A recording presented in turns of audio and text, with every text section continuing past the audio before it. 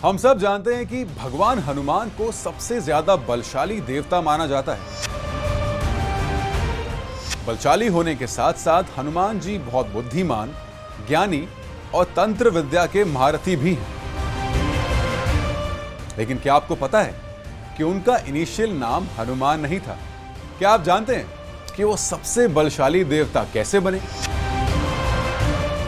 और उनके पास चिरंजीवी होने के अलावा और क्या वरदान है? मैं विक्रांत कौल आपका स्वागत करता हूं कथा स्टोरीज ऑफ भारत के एक नए अध्याय में, जहां न केवल हम इन सारे सवालों का जवाब जानेंगे, बल्कि ये भी जानेंगे कि आज के युग में भी हम हनुमान जी से क्या कुछ सीख सकते हैं।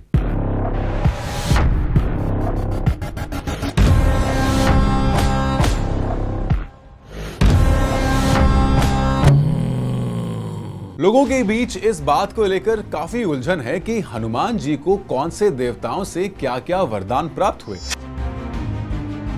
मैं आपको ये बात स्पष्ट करूंगा, लेकिन सबसे पहले ये समझते हैं कि उनका नाम हनुमान कैसे पड़ा। हनुमान जी का बचपन का नाम मारुति था, जो कि मारुत शब्द से लिया गया था। मारुत का अर्थ होता है वायु का, क्योंकि हनुमान जी वायु देवता के पुत्र हैं। इसीलिए उनका नाम मारुति पड़ा। मारुति का एक और अर्थ है वो जिसके बिना जीवन संभव नहीं, जो कि वायु के तरफ ही संकेत करता है। वाल्मीकि रामायण के किष्किंधा कांड के अनुसार हनुमान जी के बचपन में उन्होंने उगते हुए सूर्य को एक फल समझ लिया था और फिर उस फल को खाने के लिए उस तक पहुंचने की कोशिश की। ये बात ध्यान देने वाली है कि उन्होंने सिर्फ सूर्य को खाने का प्रयास किया,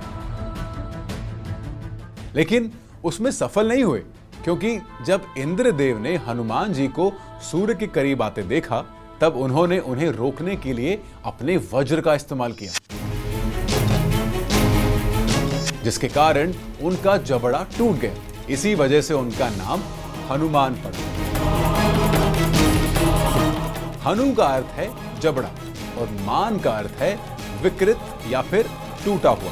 खैर, हम लोग अपनी कहानी पर वापस आते हैं। वज्र के प्रहार के कारण मारुति मूर्छित हो गए, जिसके कारण उनके पिता वायुदेव क्रोधित हो गए और उन्होंने पूरे जगत में वायु के प्रवाह को ही रोक दिया।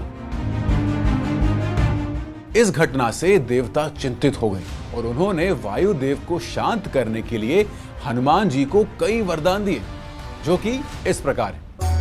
ब्रह्मा जी का वरदान: हनुमान जी उनके बनाए हुए किसी भी शस्त्र के प्रहार से कभी नहीं मरेंगे।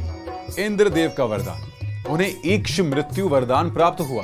इसका मतलब होता है अपनी इच्छा से मृत्यु का वरदान। सूर्यदेव ने हनुमान जी को 9 विद्याओं का ज्ञान दिया था। इन विद्याओं को नवनिधियां भी कहा जाता है। इन विद्याओं से हनुमान जी को असीम बल, तेज गति, अमरत्व और ज्ञान की प्राप्ति हुई। रामायण के उत्तर खंड में और भी वरदानों की बात की गई है, जो कि इस प्रकार है। वरुण देव ने हनुमान जी को यह वरदान दिया था कि जल से उनकी मृत्यु नहीं होगी। यमदेव ने उन्हें अपने दंड से मुक्त और निरोग होने का वरदान दिया। कुबेर देव ने कहा, मेरा गदा उन्हें युद्ध में कभी नहीं मार सकेगा। शिव जी का वरदान: हनुमान जी शिव जी या उनके शस्त्रों से अमर रहेंगे। विश्वकर्मा ने वरदान दिया कि उनके द्वारा बनाए गए दिव्य शस्त्रों का हनुमान जी पर कोई प्रभाव नहीं होगा और उनकी आयु बहुत लंबी होगी। इसके अलावा हनुमान जी ने अपने जीवन में 8 सिद्धियां भी हासिल की। इससे आप ये समझ सकते हैं कि हनुमान जी के पास वो सब कुछ है जिसे पाने की कल्पना हर इंसान की होती है। पर गौर करने वाली बात तो यह है कि इतनी शक्तियां और गुण होने के बावजूद हनुमान जी का जीवन हमेशा दूसरों की सेवा में समर्पित रहा है। उन्होंने पूरी निष्ठा के साथ श्री राम का सेवक बनकर भक्ति की मिसाल दी है। उन्होंने ये दिखाया कि अपने से पूजनीय व्यक्ति के सामने सरेंडर करने से इंसान का अहंकार मिटता है। हनुमान जी चाहते तो अपने बल का उपयोग करके लंका के राजा रावण को मार सकते थे और लंका पर अपना अधिकार जमा सकते थे, लेकिन उन्होंने ऐसा नहीं किया क्योंकि उनका लक्ष्य अपने सुपीरियर के आदेश को बिना किसी प्रश्न के मानना था।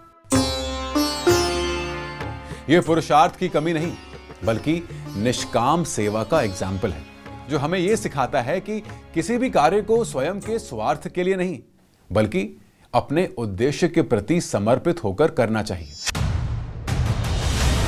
हनुमान जी हमें यह भी सिखाते हैं कि बड़ी शक्ति के साथ अपने अहंकार पर नियंत्रण जरूरी है, वरना इतनी स्ट्रेंथ के साथ इंसान रावण भी बन सकता है।